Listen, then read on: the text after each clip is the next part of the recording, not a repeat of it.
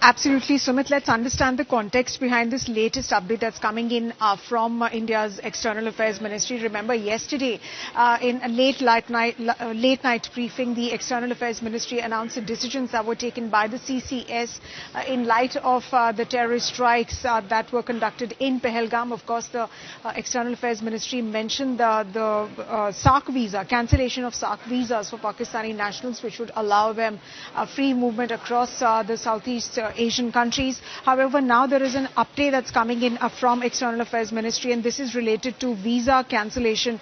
All existing visas issued by India to Pakistani nationals, the External Affairs Ministry says those get cancelled, those stand revoked with effect from 27th April 2025.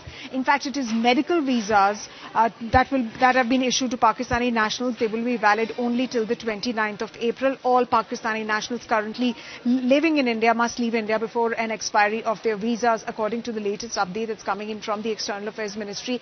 The update also mentions about the fact, also gives a travel advisory to all Indians that are that could be looking at travelling to Pakistan. They strongly advised against going to Pakistan. In fact, this, remember, is another update that's coming in, is that all existing visas that have been issued by India to Pakistani nationals, they stand revoked till the 27th of April 2025, rather from 27th April 2025.